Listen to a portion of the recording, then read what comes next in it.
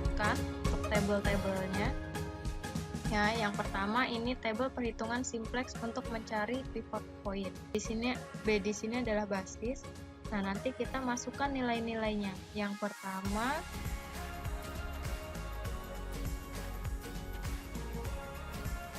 fungsi standar yang pertama nih ada W min 10Y1 6Y2 min 8Y3 sama dengan 0. Yang disebut nilai kanan adalah ini, sama dengan 0, sama dengan 2, sama dengan 1. Nah, ini adalah nilai kanan. Nah, untuk indeks nanti kita hitung berdasarkan fungsi dari standar. Yang pertama, W-nya berarti bernilai 1. Kita tulis di sini tadi W-nya 1, kemudian Y1-nya min 10 ya. Nih, Y1-nya min 10, Y2-nya min 6, Y3-nya min 8.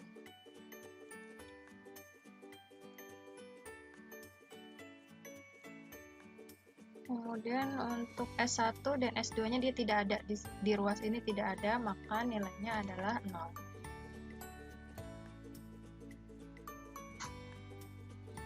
Nilai kanan kita abaikan dulu, nanti kita kerjakan setelah tabel perhitungan simplexnya ini sudah selesai. Nah, kemudian yang kedua sama tadi, berarti W-nya karena dia tidak ada W berarti nilainya adalah 0. Kemudian Y1-nya 1, Y2-nya 1, Y3-nya 2, S1-nya berarti 1. Selain itu berarti nilainya 0. Oke, yang berikutnya nilai ketiganya ada Y15, Y23, Y3-nya 2, S2-nya 1, sisanya 0.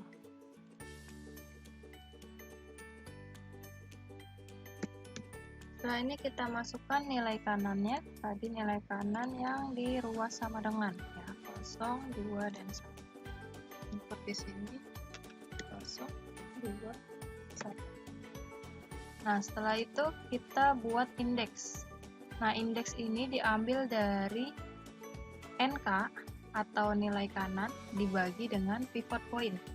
Ini NK dibagi dengan pivot point. Pivot point yang mana? Nah, sekarang kita harus menentukan pivot point.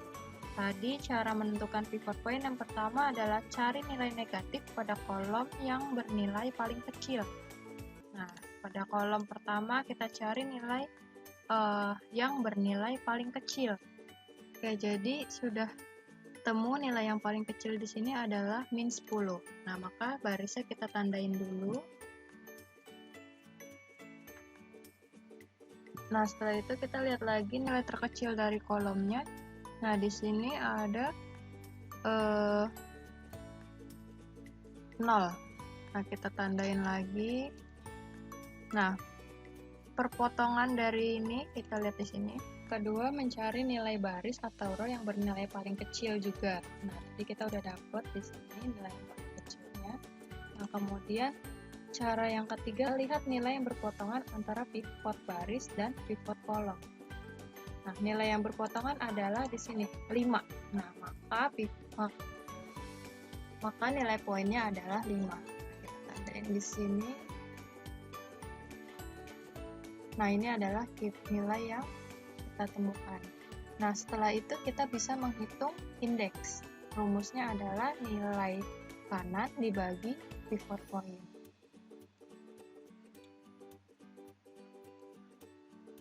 Nilai kanan berarti ini nilai kanannya 1 dibagi pivot pointnya adalah 5. Jadi 1/5. Kemudian di sini 2. Di sini 0. Nah, sekarang kita akan menentukan indeks pivot pointnya dari Y1 tadi, karena kan nilai titik poinnya tadi di sini.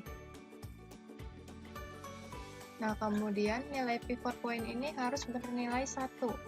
Maka yang harus dilakukan adalah membagi nilai pivot point ini dengan angka 5. Ya, jadi di sini kita bagi 5 agar nilai pivot pointnya sama dengan 1. Ya, kemudian kita kerjakan untuk yang sudah memiliki pivot point tadi di sini. Berarti dia kita kerjakan yang di baris ini dulu. Ini menjadi 0, menjadi 1, jadi 3/5. Untuk nilai lainnya kita langsung kompas aja dari tabel sebelumnya, karena nilainya masih sama, yang dihitung hanya yang berada di pivot pointnya saja. Nah, sekarang kita tentukan lagi untuk mencari pivot point di kolom di tabel berikutnya, yaitu di poin 3 ada 3 persyaratan. Cari nilai negatif pada kolom yang bernilai paling kecil, kemudian cari nilai baris atau row yang bernilai paling kecil juga, kemudian lihat nilai yang berpotongan baru dihitung lagi. Untuk seterusnya seperti itu perhitungannya sampai dengan nilai pada kolom pertama di sini sudah tidak memiliki nilai negatif. Dan nanti hasil dari nilai W-nya kita cari nilai maksimal di bagian NK. Nah, kemudian di sini nilai negatifnya kita tandai lagi. Sini nilai terkecilnya, perpotongannya adalah di 1. Oke, kemudian untuk pivot pointnya ini kita sudah ketemu hasilnya dibagi. Nah, ini adalah nilai 1 didapat dari B3. B3 itu adalah baris 3. Nih, baris ketiga, 1, 2, 3. Baris ketiga dibagi dengan 5. 5-nya rumus ini agar bernilai 1. Maka hasilnya adalah 1. Nah, kemudian kita hitung untuk di baris yang bernilai kecil di sini, yang paling kecil yaitu tadi min 10, jadi ditandain satu baris. Nah, ini untuk menghilangkan atau membuat nilai min 10 ini menjadi 0. Nah, maka rumusnya adalah B1 ditambah 10 B3. B ini adalah baris 1, nih, baris 1, baris pertama ditambah dengan 10, B1 min 10 ditambah dengan 10 dikali B3 nya adalah 1. Jadi nilainya adalah, untuk berikutnya B1 nya berarti di sini B1 ditambah 10 dikali B3. B3 nya 0. Berarti nilainya adalah, berikutnya di sini 0, di sini 0, di sini 2, di sini 2. Nah, untuk baris yang kedua, di sini rumusnya adalah agar 1 ini menjadi nilainya 0, B2 dikurangi dengan B3. B2 dikurangi dengan B3. B2-nya 1 dikurangin B3-nya 1. Maka nilainya adalah 0.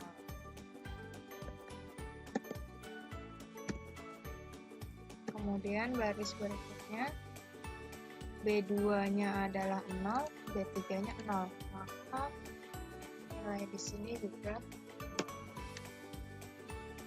Kemudian di sini jadi 2/5.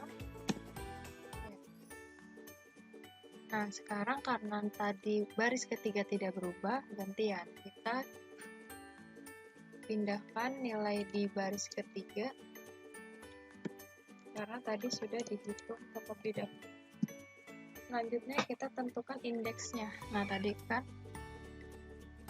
kan rumus indeksnya itu adalah NK dibagi dengan nilai pivotnya ya, pivot pointnya. Nah, pivot pointnya itu adalah tadi sini.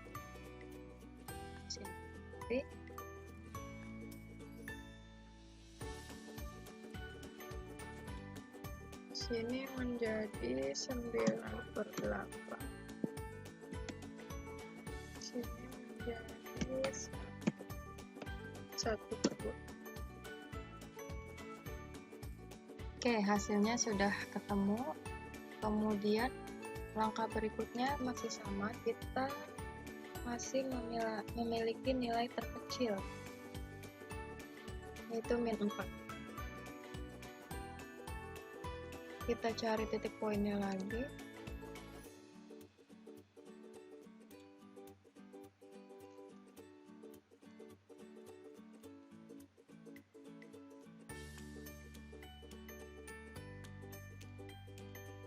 Oke, untuk berikutnya, untuk pivot point di sini agar nilainya menjadi 1, kita harus kalikan dengan 5/2.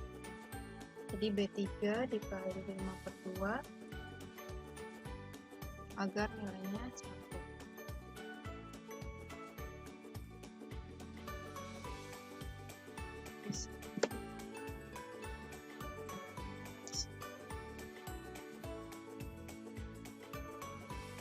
Kemudian untuk nilai berikutnya kolom 1 dan 2 nya masih sama seperti yang di atas.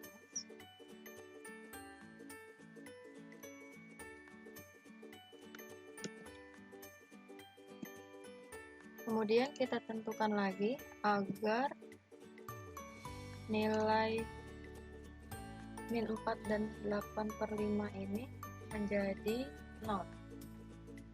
Maka hitungnya adalah B1 ditambah dengan B3. B1 nya -4 ditambah 4 dikali B3. Maka hasilnya 0. -4 ditambah 4 dikali 1. Untuk baris kedua, rumusnya adalah baris kedua dikurangi dengan 8/5 dikali baris ketiga. Nilainya adalah 0.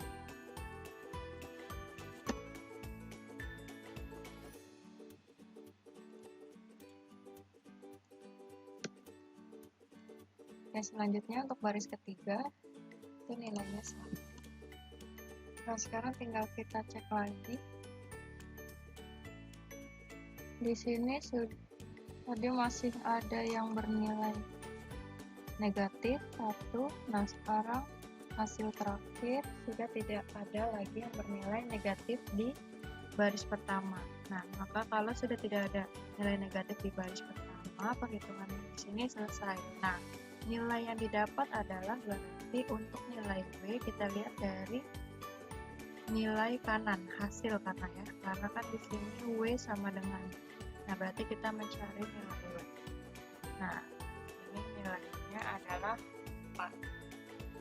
Karena di sini adalah fungsi dari W, di sini batasan pertama, kemudian di sini batasan yang kedua, seperti yang ada di soal. Maka NK-nya sama dengan 4. Nilai maksimum dari W sama dengan 10Y1 plus 6Y2 plus 8Y3 sama dengan 4.